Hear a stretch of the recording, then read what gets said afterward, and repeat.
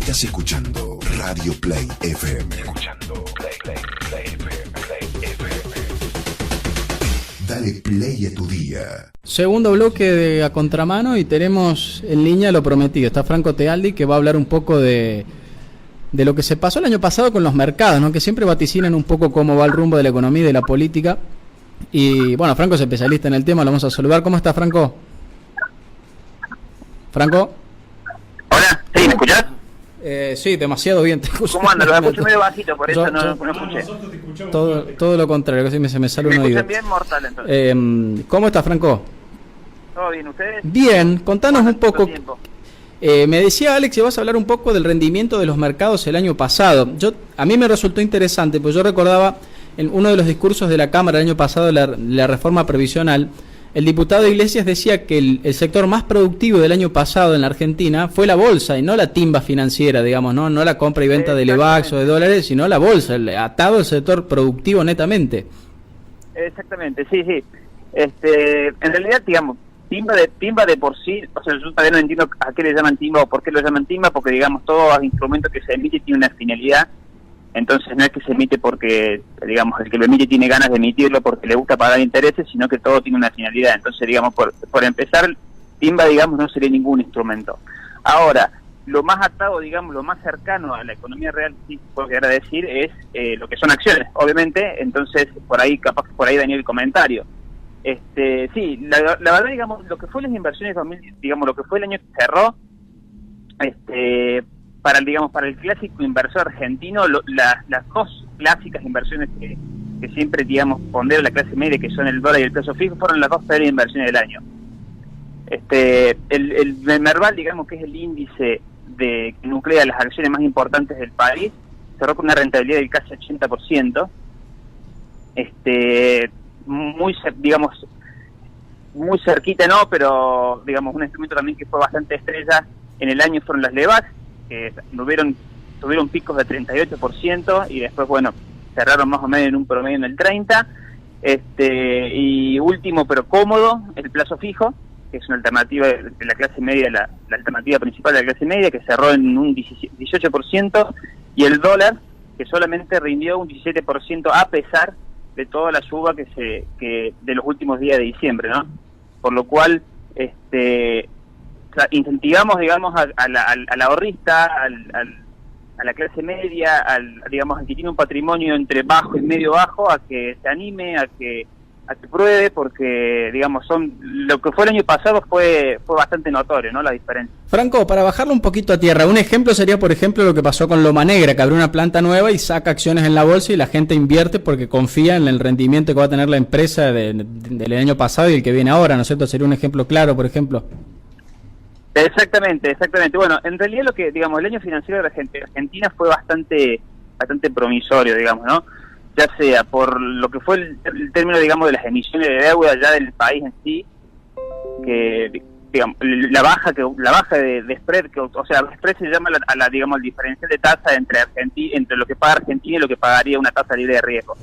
Digamos, esa reducción de ese spread ha sido muy notorio, por lo cual le ha permitido, entre otras cosas, financiar el pedazo de déficit fiscal que tuvieron que financiar el año pasado. Digamos, ese viento de cola siempre se traslada hacia el sector de la economía real, como te decía. O sea, si la Argentina emite deuda a unas mejores condiciones, se supone que las empresas van a poder emitir deuda a mejores condiciones, y se supone que si pueden emitir deudas a mejores condiciones, sus flujos de fondo van a valer más, se van a financiar más barato, van a reducir los costos, sus márgenes van a ser mayores, entonces por lo tanto las empresas van a valer más.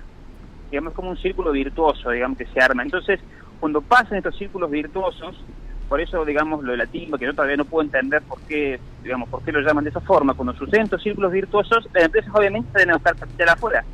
¿Vos cómo podés buscar capital afuera? De dos maneras, emitiendo deuda directa o vendiendo parte de la empresa, que es lo que hizo Loma Negra en este caso. Loma Negra en este caso, en vez de financiarse por un pasivo, que es emitir un bono, directamente vende parte de la empresa y se financia de esa manera.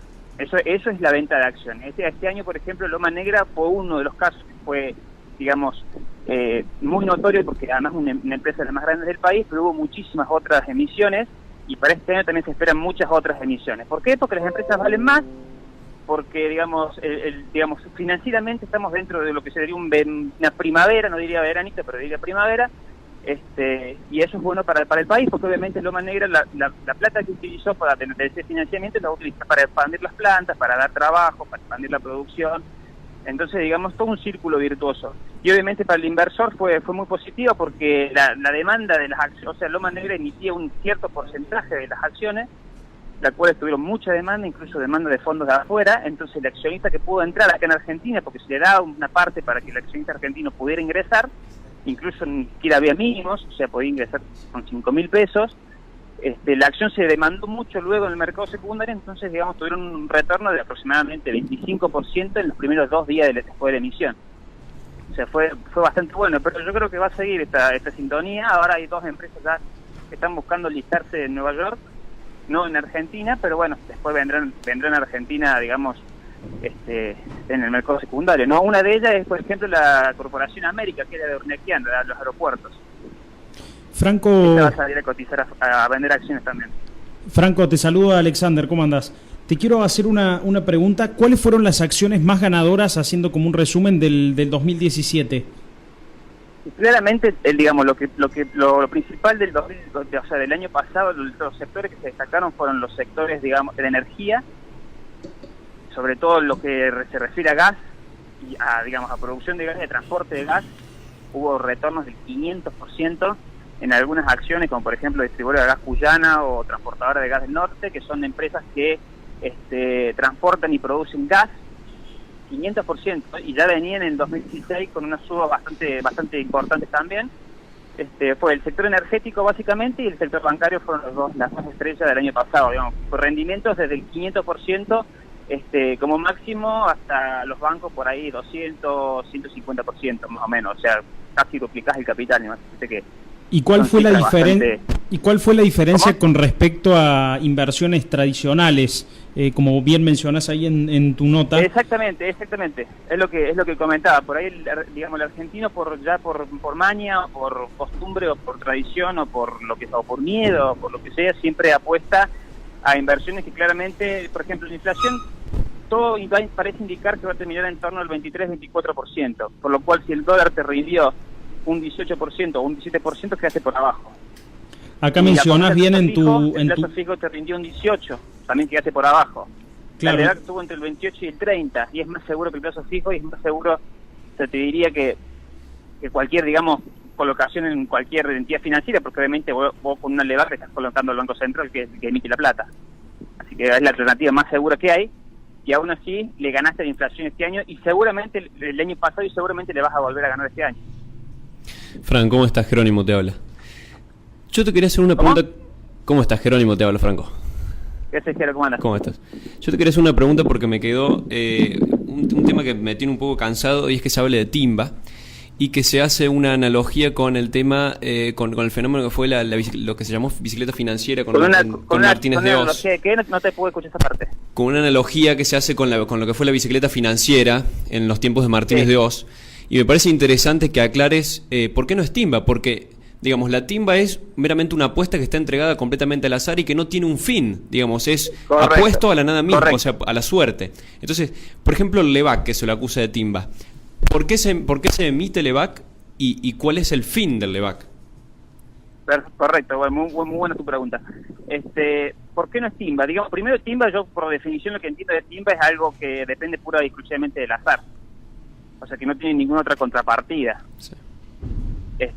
Lo que se refiere a un instrumento financiero, uno lo emite por un determinado motivo. Ya apliqué, digamos, recién el tema de las empresas. ¿Por qué las empresas emiten acciones? ¿Porque les gusta, digamos, porque les gusta fomentar el casino? No.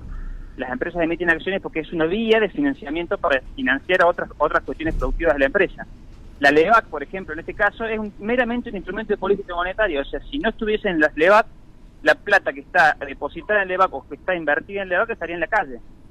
Y si estaría en la calle, esa plata ya sabemos qué es lo que pasaría. Claro, o sea que es un instrumento antiinflacionario. Inflación. Entonces, digamos, todo tiene un porqué. El porqué de las LEVAC está clarísimo. Y no es que la tasa paga tasas del 30% porque al Banco Central le encanta endeudarse y pagar tasas altas, sino que es lo que, digamos, es tanta la cantidad de pasivos del Banco Central en pesos que tiene, Claro. que el mercado para congelarlo ahí en la LEVAC y para invertirte en la LEVAC te exige esa tasa, digamos, son las consecuencias del desmanejo de la política monetaria del Banco Central, son las consecuencias, pero O la sea, LEVAC es un instrumento que incluso es necesario. O sea que Vos para... fíjate que bajan las tasas y se empieza a hablar de inflación de vuelta.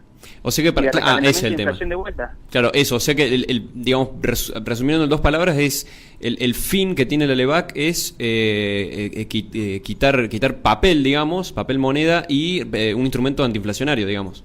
Exactamente. Por eso digo, para hacerlo lo más concreto y simple posible para que nos escuchan es, si los pesos no estuvieran en LEVAC en este momento, estarían en la calle. Clarísimo. Franco, el Bitcoin Estarían en sería... la calle, se el dólar, acaparando, toqueando mercadería.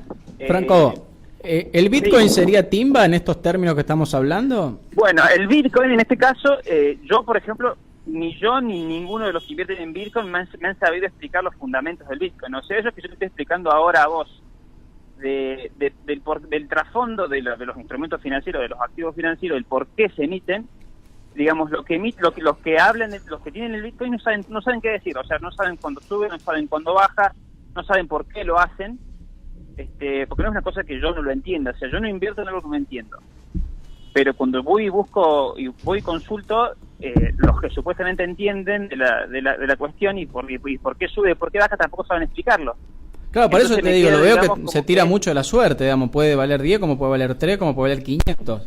Che, Fran, ¿y por qué pensás que hay tanto fanatismo en algunos sectores por el tema Bitcoin? Porque, viste, mucho en ciertos microclimas se ve que la gente pide que apostemos al Bitcoin, y económicamente nunca dan un fundamento muy claro, Y ¿no? gente que estudió economía. Y gente que estudió economía, claro. Un jardinero, gente que estudió economía. Hay dos cosas. Mira, recién cuando te explicaba el tema de que yo no encontraba los motivos, que quede claro que yo no le encuentro los motivos o los atributos, digamos, como inversión. Sí. Y por ahí como bien de cambio. Uh-huh. ¿Sí? Como bien de cambio tiene todos los atributos, o sea, es una moneda más. Claro. Pero como inversión, o sea, como para que el abuelo o qué sé yo, el joven planee su retiro o pagar la universidad o comprarse un auto, comprar un departamento y ahorre en bitcoins como si fuese un activo financiero normal, digamos, no le encuentro los fundamentos. Entonces, si no le encuentro los fundamentos, automáticamente los motivos de la suba y de las bajas y de la evaluación la asocio digamos, al azar. Y ya cuando asocias al azar, timba. Y que hay como una suerte de épica política. Y por el lado del sentimentalismo que hablabas recién, Claro. digamos, ¿por qué hay tantos fanáticos? Y básicamente para mí es un tema ideológico. Si vos, digamos, hay dos partes en realidad. Esta es la parte ideológica que lo que son, digamos, los anarquistas, los libertarios, que tienen esa fantasía de la moneda que se crea de forma privada, que no interviene ningún ente centralizado, no interviene el Banco Central. Bueno, eso es una parte, una idea. La otra idea es para negrear, obviamente, porque, digamos, se usa para negrear plata, y la otra, básicamente, también es, digamos, que no está por ahora no está regulada ni está en el control de los gobiernos, ¿no? Claro. Entonces, con eso se va a ir, bueno, no sé si se va a poder evadir impuestos a partir de la reforma fiscal de ahora, pero también. Y después está el perejil, ¿viste? El que tenía $500, puso en el Bitcoin mirando un grafiquito y eso, y diciendo, bueno, acá bajó un poco, y lo agarró la suerte de que subió ese justo día, ese día que puso los $500, y bueno, ¿viste? Y se crea ahora el inversor sofisticado del siglo. Entonces por ahí también, eso también forman fanáticos también, ¿no? Un tipo que por ahí se habrá ganado, no sé, 10, 15% en dólares en un par de días y le tomó el gustito, digamos. A todos le tomamos el gustito de las cosas cuando nos hacen ganar plata fácil, ¿no? Sí, tal cual. Franco, entonces recomendamos tu nota para que la lean y bueno, ya nos despedimos. ¿Qué título tiene la nota? Decirlo si lo...